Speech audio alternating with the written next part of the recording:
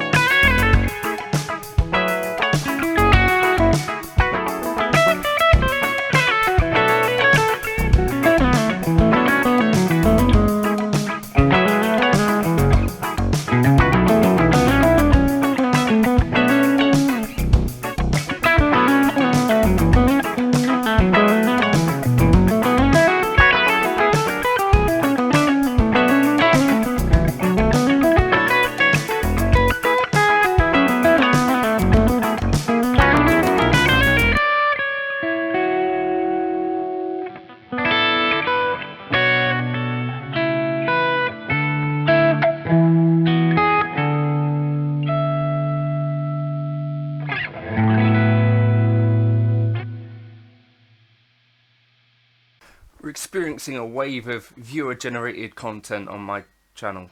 I don't like the word content. I had a question from Kent, who is Canadian, but we can't hold that against him, not any longer.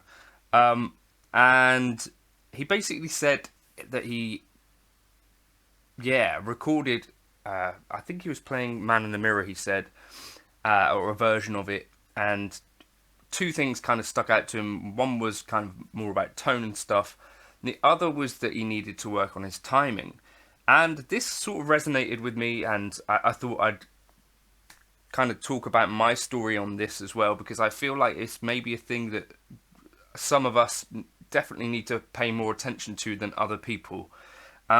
So for me, up until about 2015, I spent a lot of time, from the age of about 14, recording and stuff. And back then, the first time me and my buddy Sam Hester played bass, he lived in a converted chapel, the first time that we tried to record, we noticed as we were recording that, I played something in time, and then when we go back and listen to it, it sounds just way worse than it was. So what we discovered then was that you actually needed an audio interface to record stuff properly. And then we did, years of recording. I've recorded, I think, like 7 hours of music. You can still find it on soundclick.co.com/John Cordy. But yeah, loads and loads of music, and it was kind of a thing, and double tracking guitar parts and all this stuff. And I thought I was pretty good, and went to uni and playing in bands there. I've been pretty consistent, and I grew up playing in church as well. However, I had like a bit of a break when I had a real job, sort of going around the UK in hospitals and stuff, poking patients. I didn't do that. But the thing was that when I came back to playing in about 2015, it kind of, I was told and on certain things, I've gone on to recording session and play piano, and they're like, oh, you were kind of rushing a lot of the stuff. And I was like, all right. And it really got in my head a little bit that my timing was pretty bad. And so my tendency, and I can now remember this, like growing up as like playing piano, having piano lessons, the piano teacher used to say with certain songs, like, try and really lay back on this one and be really laid back. So I'm not one of these people that is out there sort of like talking about the grid like I understand it and like it's something that I feel or anything like that. I'm definitely someone, this is not particularly natural to me. The timing stuff, it's something that I've specifically worked on. So I hope I can maybe share a couple of things that have helped me and things that when I have more time, I need to get back into. But there's certain things on this that you can do without a guitar at all. And then there's certain other habits that I used to have that I would no longer encourage. So the first thing is playing with like a really fast click. So when I used to play like and practice my legato runs and scales and stuff, I would play with a click that was on every single beat. We'll come back to that. Another thing I think didn't particularly help would be playing with like a computer which is sort of lagging behind. And when I was recording quite a lot of the time, I feel like I was pushing projects, and probably, you know, when you're playing with latency, the way to compensate for that is to sometimes kind of rush the part a bit. Yeah, I don't know if that has affected me slightly, or not. Maybe not even recording, just playing along with stuff and not being aware of that. So I think that's not helped. Playing exclusively alone without other people, I think, is not necessarily a super great thing, but I don't think that can be helped in some circumstances. But being aware is the main thing. So things that you can do when you don't have a guitar around. So I would have this in the car and stuff like that. A really slow click. So there's a thing called Soundbrenner metronome, and it's nothing complicated, but basically, say you had something happening at 100 BPM,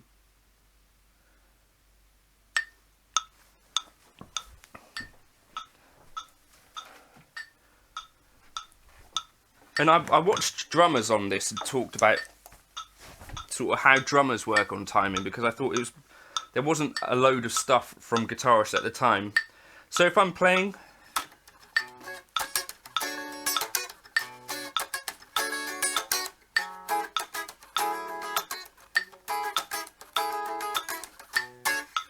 the click is doing like, so I feel like there are kind of two types of players. There's players that are kind of like rhythm submissives and then rhythm dominant players. So I feel like if you have a click like this, you are training yourself to sort of be submissive, and you're relying on something else for the click a bit too much. So what you can do on Soundbrenner and loads of other apps is you can drop out certain beats. So now I've got just on beat 1 and 3, 2, 3, 4.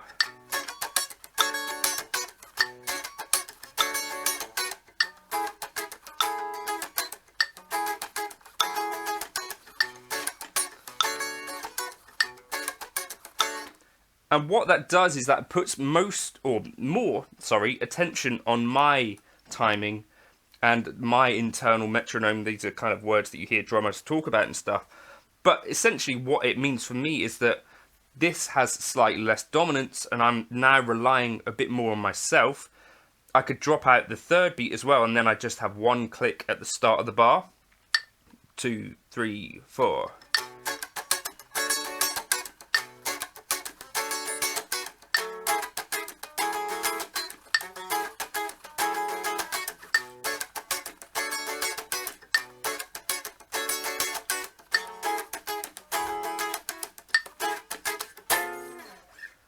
So that's one really, really, really big thing which I would sort of drive around with a slow click and sort of try and tap with your drum.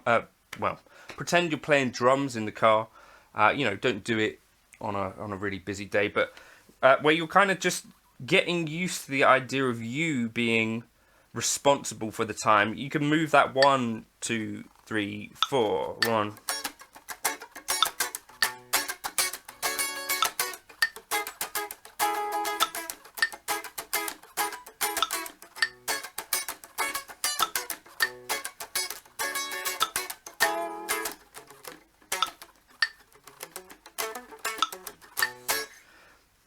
And just trying to get more used to sitting back in that groove rather than, like me, just really focusing and letting the metronome do, or not focusing, I guess, is what I would have been doing before I figured out that this was the sort of thing going on. The other thing you could do, you could put the beat on beat 3, for example. 1, 2, 3, 4.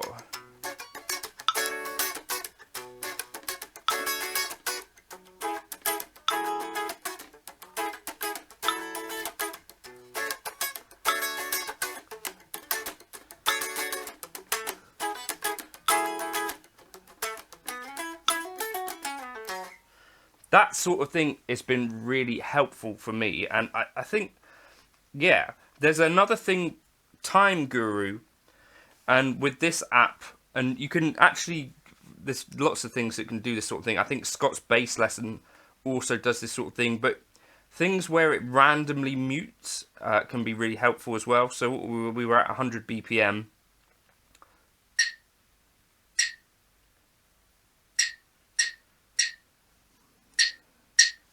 And this can randomly mute things.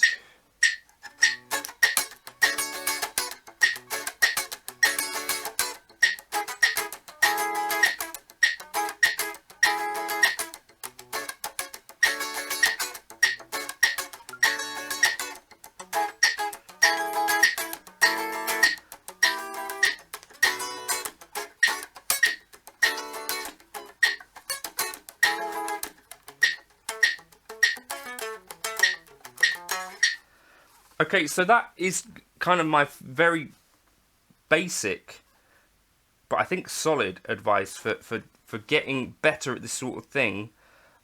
You can really, if you want to, take this much further, and if you watch some drummers on this sort of stuff, talk about where they practice placing the click and being able to manipulate the click so that you change your feel so that it's on a different place. 2, 3, 4, 1, 1, 2, 3, 4, 1, 2, 3, 4.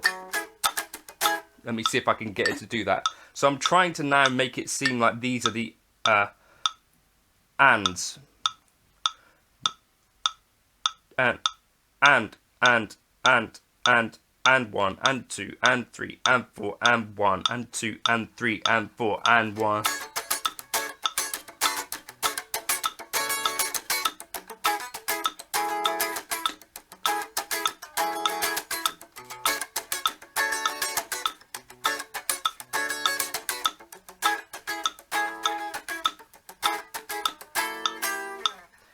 Like that sort of thing, where you're using a metronome not at all as a thing that is kind of relying, or you're relying on, you're using this now as like a measure to show whether you're actually playing in time or in control of the time at all. And what I found was, basically, I've just been sort of like leaning against the click and leaning against the metronome, and my timing got kind of lazy because of that. Whereas you can use a metronome as a sort of, I don't know, like a thing that actually is a really challenging tool. So, you know, things like set it to slower BPMs, set it so that it is, you make the rules, but as I say, set it so it's only playing on like 1, 2, 3 or 4.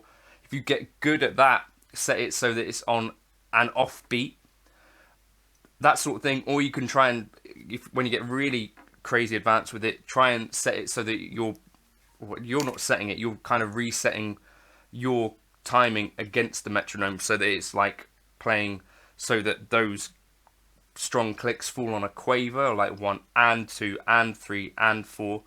Or you can even do that with semi-quavers or 16th notes, and it gets really, really hard and really challenging. But this sort of thing, I think, does really pay dividends. Not just for the rhythm playing, but you can do it with lead playing as well. It's a bit more difficult in that context. For the lead playing stuff, what I kind of focused on was, especially with the improvisation, not trying to rush ahead too much and be trying to land. If I'm playing like a fast lick, I'm hoping to like land it back solidly on the beat. I'm not necessarily thinking about the beat all the way through, although that might also be something if it's a really long line where I'm trying to be conscious of where the snare drum is hitting, and sort of listen to that. But those are just some of my the ways that I actually managed to claw my timing back from being really pretty bad. So in the car, even have a metronome and play these metronome kind of games with yourself. Yeah, you don't need a guitar for it, but I think it does actually help when it comes to then sitting back down with a guitar. simple-ish stuff, and you can find, again, like I say, lots of tips from drummers and stuff like that. If you're concerned that your timing, or you've just discovered that your timing isn't maybe up to where you'd hope it would be, this can really help. And I think what it does start to show you is not only is your timing not necessarily great, but some of the people that you're playing with might also not be very great, because I don't think this type of metronome exercise is something that loads of people actually do. I think it's something that we talk about quite a lot when we start talking about jazz stuff, but like that, playing the metronome on the offbeat, unless you're a drummer, I don't think that many guitar teachers that are not teaching jazz would get into that. I never heard it in all of my lessons as a piano player. So there are ways to use a metronome to really kind of iron out some of your timing things, if you've got them. I don't know, hopefully that was slightly helpful, Kent.